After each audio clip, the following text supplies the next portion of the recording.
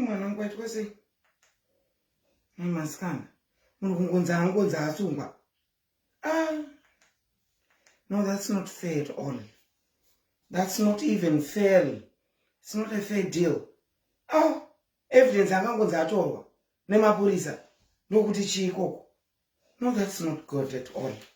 That's not good, Zimbabweans. We cannot stand and watch tichiona Felicitas achiparadzana. And she's the first one. Anoti anditangwe and atakwe. Everyone on social media has been bashed by that woman. Akataurwa, akuya achitaura Mwari. Hey, ndodiwa na Mwari. Hey, nanda atakwe. Hey, God lifts me up. But iye kana achitaura vamwe. Makamuona pakaita live achituka Olinda. Zuva rese achituka Olinda. Nezvembrugwa. Achituka OC. Evidence azouya ne hot story iri kuitika kumba kwa Kamuchacha. Kuti ari kunetsana landlord wake ende Kamuchacha ada kubuditswa mumba ende Kamuchacha ari kufomera landlord kuti hama yelandlord yakaripa vana vake. Hapana mbotaurwa vana panapa. Pataurwa story. Pakanzi vana vari kunzi Kamuchacha ari kufoma story kuti ari kushandisa zita revana vake. Pambotaurwa vana here pana vari kutaurwa nyaya. No, we cannot be like that, Zimbabweans. We cannot be like that. And let us not forget, Felicitas is a ZANU-PF. Least we forget, tazosvika kuma comment section, tadzirwa tichiti hey, cat family. Felicitas is a pro-ZANU-PF. You know it and you know it for a fact. So sometimes let's remove our cloud of judgment and let's stand with the truth. Munoziya Madam Boss wakaenda achinoreporta kuti Tatelicious ari kunditaura. Please sungai Tatelicious ari kundikanganisa. Vanhu vanoita stand with Madam Boss because Tyler hataure vanhu. But not Kamuchacha. Kamuchacha is number one on the forefront bashing people. You know, I was coming from golf, big city. I was coming from golf. They didn't phone it on WhatsApp. Zvikanzi evidence asungwa. Who does that? Who does that? Freedom of speech and nyaya uya inambowataka FIFA inakwataka TT iri kwataka mai vacho vari kushandisa zita revana vavo vachitadza kubhadhara rent kuna landlord vachiti vana vangu vakarepwa nehama this and that vana vangu vakarepwa nehama yalandlord achishandisa zita revana vake ndiye nyakushandisa zita revana vake. And when the story comes and when the story is dished to the people, now vanhu vakuti here no, Kamuchacha must fall. I might not speak on everyday terms with evidence, but we cannot smile. Tichiona everyday evidence achichema. Mukadzi mukuru achichemedzwa mumota. Akabva kuSouth Africa evidence. Akati let me go back to Zimbabwe, to my country. Ndinoshandawo ndiri kumusha. Akuchayiswa kufema nemumwe munhu muZimbabwe. What is that? What is that? What are we doing? What are we doing? No. Felicitas, akatopa warning yesterday. Zvikanzi makaona akatishandisa zita revana vangu, hapana zita revana vangu rakashandiswa. Story yakauya ichitaurwa as a story. Kunzi Felicitas, uri kutiramba kubhadhara rent pamba pauri kugara. Landlord wants you out. Ende wakushandisa zita rehama yalandlord uchiti murume akarepa vana vako. Just a story.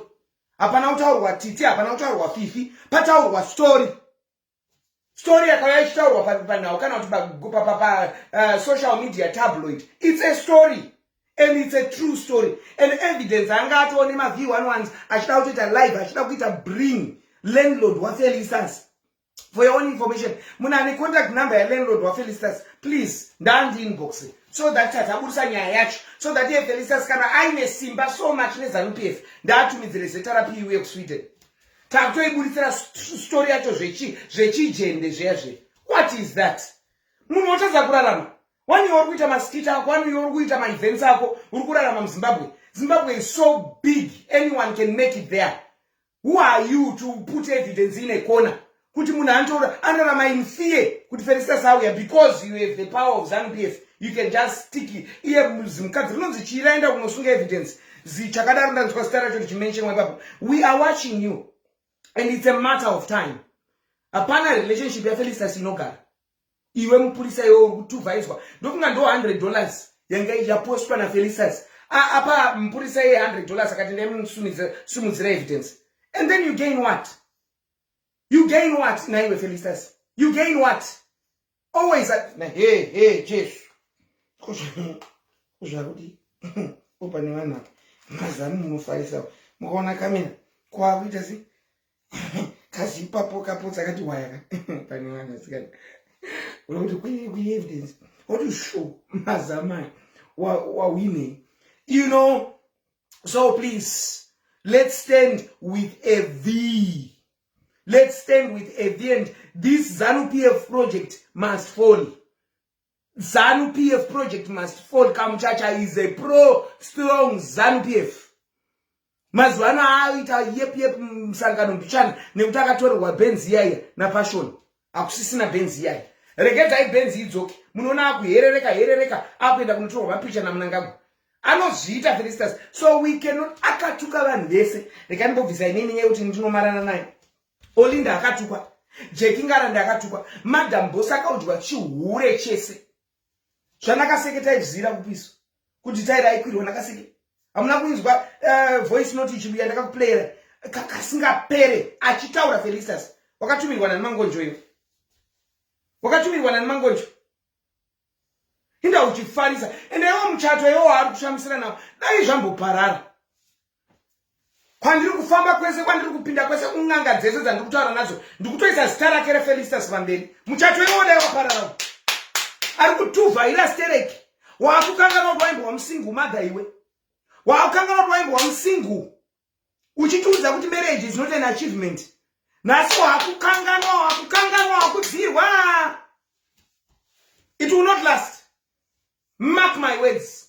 This marriage, it will not last. We are watching you, and as we speak, ndatumira mahure kuenda ku inbox kwatinacho ibarara manywa. The guy is not even resting.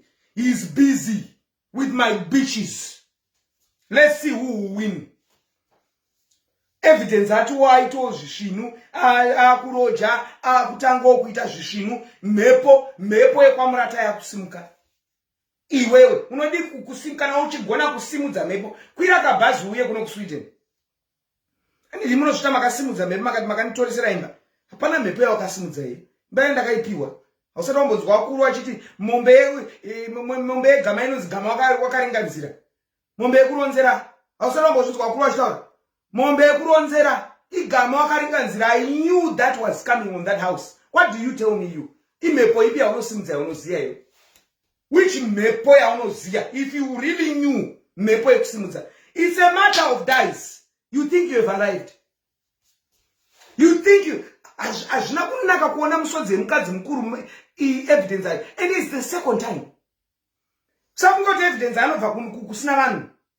Sakungoti kumushakwana evidence akuno vanomumirira. Don't think like that, you imbecile. No, aenderera Kamuchacha. Kuchemedza vanhu vakuru every day. Who are you? Are you Jesus Christ? You died for who? No, marriage iyo yari kufarisa nayo. We must end this year on another note. Andina ari kufarisa so achindipindura pa social media. Zvakazina tinacho usapindura religious. Ari kufarisa achindipindura zvakazina mai yake usapindura religious. It's a matter of days.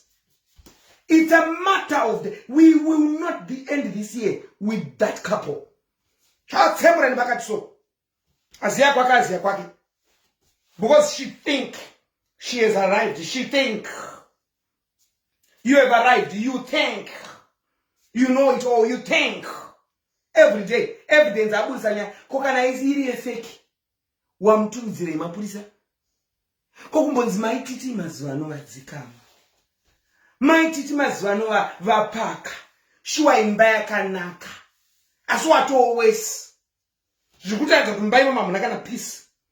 Dai wanga uri busy zveshuwa uchinzi une mauta uri kunyepera vanhu kuti une mauta. Dai uri une zamu rauri kunyepera vanhu kuti une zamu. Dai wanga uri busy uchi but hauzi busy hapana zvauri kuita nemba iyayi haizi imba iyayi. Hapana kana nezvemba pai. But we are going to destroy that fake marriage.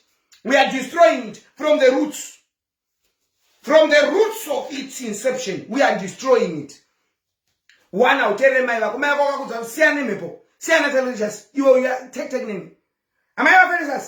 I am going deep to the roots. We parrot, and it's not a secret. If you see it falling down, it's me, one of the people who are simudzari mepo kuti ngazvembe. She belongs in the streets. That bitch. She belongs in the streets. Abramba achita para evidence anga achishanda Saturday vanhu vari kuenda kuma events kunoita ma MC. Uyu Jew ajamuro. Anoita mari sei? Enda ana kana big following evidence wauri kuti sona nayo. Anoita mari sei? Evidence ane mwana waanofana kuriritira rent iri kufana kubhadharwa. Anoita mari sei? You are evil, Felicitas. Ezo sura wakaburisa musunono uchiti amen kuti unenge uchinamata mwari upi wacho. Because mwari anofana kuonekwa nemabasa. Madam Bosa akatotaura akati muprofita kana kuti akati mutsuri anobata mbiya yepostori anotobelieve because she's no noise. You uri demoni iwe. Uri demoni unoswera uchirudza kuti Satani akuziya iwe, Satani anokuziya iwe. Iwe Satani anokuziya zvekukuziya uri demoni.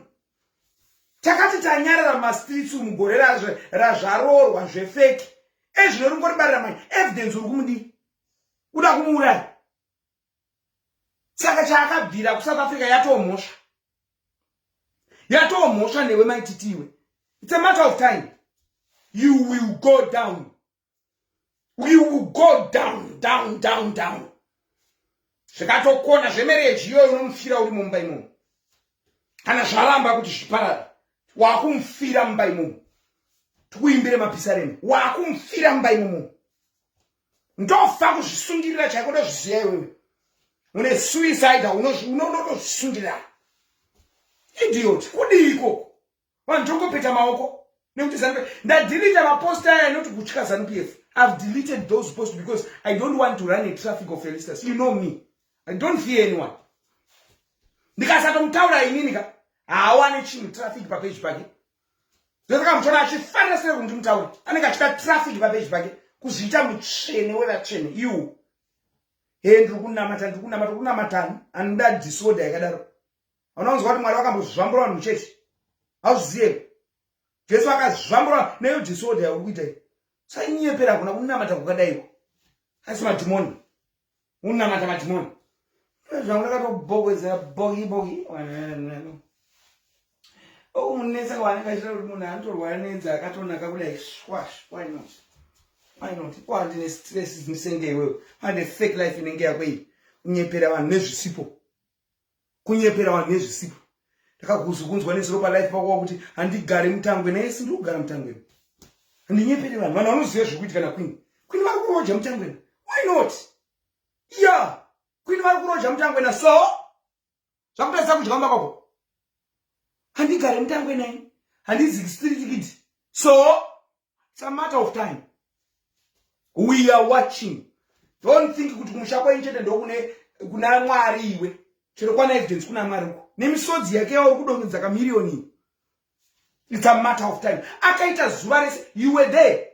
Paakaita all night prayer achituka Olinda. Akatuka Olinda nezvebeche rake. Uya mukadzi uya. She is not a saint. She is not a saint at all. Iye mukadzi uya anozverisaswa. She is not a saint. Beongori mutsvene wavatsvene uchiita chaizvo zvinotedzerwa Bible. Wakati fambarira kutopesera apostol bwanya wawe wakati wadi kumbozorora. Hamuna kuanzwa. Wozosimudzira. Hamuna kuanzwa apostol bwanya. Tukanzi wakadi kumbozorora. Vakadaro menini vakerireni. Tukanzi chimbozorora Felicitas wozosimudzira. Kuombererwa unge shavi. Kuombererwa unge demoni dutoi. It's a matter of time. Ganza nayo ZANU-PF. Vazhinji vakasvipwa nawo musangano. Ganza nayo ZANU-PF. Ganza. It's a matter of time, eh? Tinawo vanaisi Lumumba. Vaiganza zvisingaite nemusangano. Ngemusangano wakafomerwa kumba kwavanaisi Lumumba. Aiganza nayo ZANU-PF. Uripi? It's a matter of time. Rekeza timpinze muofisi chamisa. Wewe wani chikwekwe cheZANU-PF chatoda kurimuva as soon as chamisa apinda. Yeah, kutovaudza president chamisa tachikumbirawo. Mutumidzire marore CCCC. Otuta zvinhu zvamaiti tikonoiswa kumuti usina stauko. Kusina noise, kusina masaisai, kusina network. Regenza chamisa pinde mu office. Tichadira nako zvedu kamunhu kai. It's a matter of time. Even the great of greats, Goliath, I think kuti he will die, he will live forever. It was just a small boy, David, who took off Goliath. You think you are Goliath, ne? Man, the uncircumcised Goliath. You think you are the uncircumcised Goliath. The one who had 12 fingers and 12 feet. You. We are watching you, Kelly. Ramba uchichemedza vanhu musodzi zvauri kuita izvozvizvi. Nekuti hatingaite nyika yekuti muna socialite one muZimbabwe zibhuru.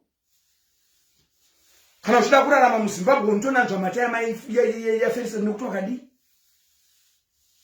Zvanga ungadi uri member pawakasvirwa naPhilip Chiyangwa wakadi kunyatsogara mumusangano ande wakasvibwa. Neo baba FIFA. Dawa remember chaiyo. Dawa nozva uitestere. Dawa remember iwe Felisa siwe. Wakadi kugara na Philip baba Fifi. Vakana kushipa. Wakashipiwa na baba TT na tapuwa. Ari kukushipa tinasha. Mark my words, eh? Like play. She thinks she is right. Mashipiro wakaitwa na baba Fifi, Philip Chiyangwa. Nemashipiro wakaitwa na tapuwa baba TT. Do mashipiro wakaitwa na tinasha. Like play. Zvekuti amai vakwanisa kutuvhaidza vachiti mwana wangu wachinja, mwana wangu auchadaira vanhu. Mamuona kama mwana wenyu amai chakadaro.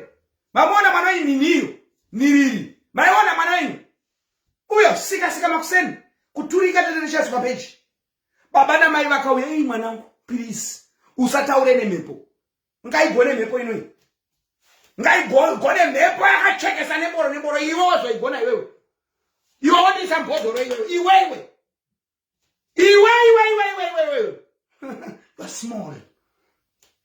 But let's wait and see. Mimi pig family, mira in evidence. Mira, we cannot continue emotional drain. You look at evidence. No. Evidence akauya achitaura achiti hama ya landlord ari mental dilapidated. Ari kufomerwa nyaya yachinzi akarepa vana vaMai TT. Story. Hatina mbodzika nevana vaMai TT pataurwa nyaya. Kazi mwana waMai TT ari kumsi. Nyaya historika. Anoone usataure vana usataure iri story. Zvandogara ndichitaura pana panchiti Fifi mwana waPhilip Chiyangwa. Aizi story. Sikamuda kuti nditi chii. Ndiudzeka matauriro akamuchira andingadai ndichiita. Ndimika munozvita masocial work social media. Mundani Felisa akashirwa naPhilip Chiyangwa akazvara ani. Hani munoziva vana vacho vese. Hamunoziva here vana vacho vese. Nenda nditani. Fifi kauya. Ferisha kauya. Mwana waPhilip Chiyangwa. Pana anotipikisa. Pana arikundipikisa here. I'm asking. Ferisha uyu mwana waPhilip Chiyangwa. Kahurawo zvake Felisa sina Philip Chiyangwa. Achiri akasimba peda akakazvarwa kafifa. Mukundichikwe. Saka totaura nyaya iyi tichiti. Chamurungoti vana havatauri. Totaura tichiti. Handitenderei. Ndino mwe matate gu. Handitenderere. Ndinoti ba. Pa. Ipapo. Iya. Ndautaura mwanai. Ndataura. Zvakabuda. Vashirana. Ndivaishirana. Felisa sakaiwana bedzi. Achingoti ugosoro. Akaiwana bedzi yakai. Hada kunaituta kuna Philip Chiyangwa. Akaiwana bedzi yakai. Edzi yaKamuchacha iyi. Kuri kunzwa vanhu vanoitsvagurudzo nzi edzi yakabvepi. Akaitora kuna Philip ko. Edzi iyo yaanoti edzi iyi. Yaanonyepa achiti akazadzwa natapuwa baba aTT. Edzi yakapiwa naPhilip baba aFifi. Vanhu kuswero kuda kubhabhadzira chokwadi. Chinobhabhadzirwa. Ezvino ari kunzi ari kunetsana nalandlord wake. Gumaubva Renuku. Ari kuramba kubhadhara rent 9 months. Landlord havachamude pamba. Felicitas akufomera kuti vana varepwa nehama yelandlord. Saka muda kuti nyaya itaurwe chinzi. Usataure vana. Pataurwa vana pataurwa nyaya. Todaona nechikoro ini. Ya. Todaona nechikoro. Hapana vanonzwa ntaurwa kana pakataurwa nyaya yekunzi vana. Vana vaMugabe vaya vanonzwa vana vaMugabe ndimosaka havazvati. Kanta kutaura Bona, Robert Jr. na Chatunga. Avazi vaMugabe. Ani kuzinzwa. Vana baba wao vanonzwa baba wao induze ndakanga mazita racho kandi riparai zvinongouya so zvingouya. Atinotaura vana. Tamotaura vana izvi. Kati taura nyaya.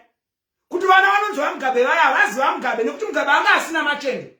Wakachekwa machende mujeri. Paakazobuda mujeri wanga usisina mabhora. Vana vaende vani ndipewo muzita rababa wenyu. Ndipewo.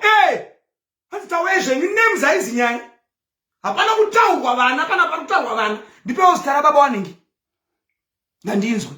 Ndipewo zita ravana baba vevana. Ndinosidai ndichikanganwa hanzi Kamuchacha kanoda kutuka vanhu zvisingaite. Pamire ndizvo. Pamire something. Ndakanganwa zvangu but ndichaona mazita acho achabuda ipapo ndikuona macomments. So we cannot say evidence akataura nyaya. Akataura vana. No. Evidence akataura nyaya. Let us be discerning and let us be intelligent to know where kids are being spoken and to know where a story is being spoken. A story not shuhuri mnopengere. Amamzi. Pamire good. Thank you. Bona anonzi Bona Pamire. Zita rababa wake chaiwo. Robert Jr. anonzi Robert Pamire. Na Chatunga Pamire. Ndo baba vavo vana vaida. Havasi vana vaMugabe. Kune vangu vasingaziye history yenyika. Zvakanaka ndisaka muchonondiri wamwe matateguru. Ziye history yenyika yako. Mugabe akangozo zvigadzirisa nekuti anga president wenyika. Pakauraiwa Salim Mugabe, Grace Mugabe auraya Salim Mugabe. Mwana wa Mugabe chaiye anga aripo nhamo inesu, nhamo dzenyika. Ainzi nhamo dzenyika. Ziya history yenyu vanhu venyika imi. Ziya history nhamo dzenyika. Ndiye rariri ningi Sindira Mugabe, but akazofawo. Salim Mugabe amva auraiswa nani na Grace Mugabe. Amva azoya nevana vake kwa Pamire avo. Amva ati zhupa naMugabe. Tataura vana. Katuwa nyaya. Ndikuedza kupa example. Ndiri munhu akafunda ini. Ndakafunda. Iya. Saka ndikuedza kukupa a demarcation of a story. Vanhu kuda kuswera kuti dzingaidza kunge tisina comment section makazara vanhu vane madegree. Kuti dzumaidza chikweni. Comment section nditikisa kuti masama yansoita advertising. Yeah, musandidzimaize. Comment section makazara ma PhD holder. They know a difference of a story. And they know a difference when a child is being attacked. So please, rerutsirai evidence. Mwana wa akataura nyaya iri kuitika as we speak. Hamuna kuona ndakaposta a post like play. Mai TT vakamva kubudiro 3 uko na baba wa Mai TT vakamva kubudiro 3. Ndaposta post iyo yekuti Felicitas kwabuda nyaya. Vachiziya mwana wako kuti achadudunuka. Felicitas amva anoitira live kukambani kwakaitira kutiza wabereki. Nekuti aiziya kuti vanotiziya chero kumba kwana Felicitas kuti ndinomuisa muraini ushu. It's a matter of time, Feli. Uri kumushunguruza evidence. Your karma is coming. And the Felicitas pauri kuramba kana tinashi. Dai mwero kumakuwa kubata wazvisungirira. Nekuti nyadzi dzinokunda rufu. Ndo waitaura kama keka akabhuruka kuriria wakati hii. It's a matter of days. It's a matter of months. You will come back to the ground. Uchiri kubhuruka nditi. Everything which goes up comes down. Newton's laws of motion. What goes up comes down. Uchiri ku shawe pass. We cannot continue like this. To watch our own. Evidence anacho kuti munhu ngati ane following ari kuita millions of dollars. Hana kana mari ari kuita we. Ari kutoshingirirawo. Auya nema upcoming artist. Ninganoimba. Chino amboedza kupinda mu studio. Zvaramba. Komupeuka mukana. Hazi munyika make. Mupewo kamkana evidence. Hazi munyika make. Mborani chaizvo Felicity. It will come time where paunorambwa. We'll be there to celebrate. Tinoita bridal shower yekurambwa kwako iwe. Do gore chance riri kuspaka. Gore ranonzwa rambwa kana tina shikana twafira imomo. Because we are giving you two options. It's either kuti urambwe kana kuti unotofira imomo mumba imomo. Because wakanganwa ka America. Why done was telling na tina wakanganwa. Hakudzokera kwa America. Lo mntu wanyimwa visa. Domestic violence ine murume uyo. Haugare naye mumba imomo. Waikirwa do. Wakanganwa. Paenda kubasa yekukira mtoilet wakanganwa. Yeah. So kana wafunga kuda kwenda kwa America, our plans are falling into place. Anonokubonzera iko. Kataura wantinashi. Akati ndindeka ndishapinza Felistas muchunu. Kuda utokupinza muchunu murume uyo. So it's a matter of time. Rega visa ribude futi. Toto zauti yenaro zauda msipanda. Wakunofirako. Evidence anoshaya kana pekufema. Zvino turi kubva kugolf wanga tiri golf. Unobva kugolf ka. You're coming golf nana dala, you know, Saturday. For golf should not dala kwakunai kwakushinai. Taso takada. Sikatinde kumba chichi. Ndendo kumba chichi. Na dala. Wabva golf ibiriri atanga Felistas. Biriri atanga Felistas. Biriri atanga Felistas. It's a matter of time. And wakati bejera wakati season 2 of my karma is coming you. Andakakuza wandakata njatore dzimba dziwani mfana. Hakuaka. Ku Zimbabwe, no kuno ku Sweden. Kuno ndo Roger. Ndakuaka mfana. Kuona kuti kurone ino kukwira ndege ichenda kuntora dzimba dzangu iri ku Zimbabwe. Ndo wakati season 2 yangu iri kwe. Iwewe. Bejera wene muna achine mazamu ne achine becha una kana chawakacheka kupase chipikiro. Ndakabvisa mboro mfana. Taura nemepo. Ndakabvisa mboro mfana. So I have legal right on this earth to deal with you. As far as earth is concerned, I have legal right to deal with you. Zimbabwe is my territory. Every territory has its spiritual ordinance. Zimbabwe is mine. We will deal with you. It's a matter of time. Time has good essence of revealing things. Time is sweet. Time reveals things. It's a matter of time.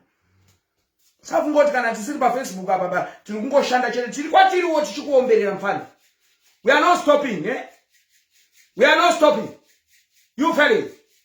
We are not stopping.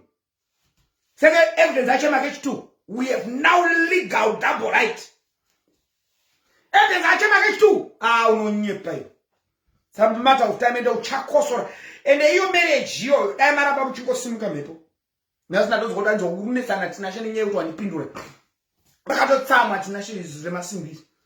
Rakatotsama zvokungindirika chako rakatotsama. But anyway, let's wait and see. Mimi kana evidence anza sunga maendo umono migra chikafu. Let's show love to evidence. Evidence is a blogger. She's a blogger. She reports on gist. Evidence has pakuparanzana. Alpakupo nyaya. Just like Sunday Mail. Just like Herald. Just like H-Metro. Just like me. So let us be not crowded in a cloud of judgment, a cloud of disaster or confusion because of Kamuchacha. At least we forgot she's also ZANU-PF. Felicitations, eh? Katambu's gone ZANU. Anzi na wan Felicitations muroi ya wina muroi. Chechi biwa ye. Chechi biwa no zikano bayano kugona taura chechi kana ataura pa social media. Kwa ye. Pai fumura chitaura zvakaita bechera orinda amuna kumunzwere. Free evidence. That's true. Can evidence anzi am stokis. In the same chikafu. For those people who love me, let us has munu okuti anoparadzana. Evidence comes with stories. Ano reporter gist. So we cannot say people who come with stories they should be persecuted because munu une linkere ZANU-PF. Okay. We are watching you. We are watching you. It's a matter of time. I love you people. Mango. Fairly.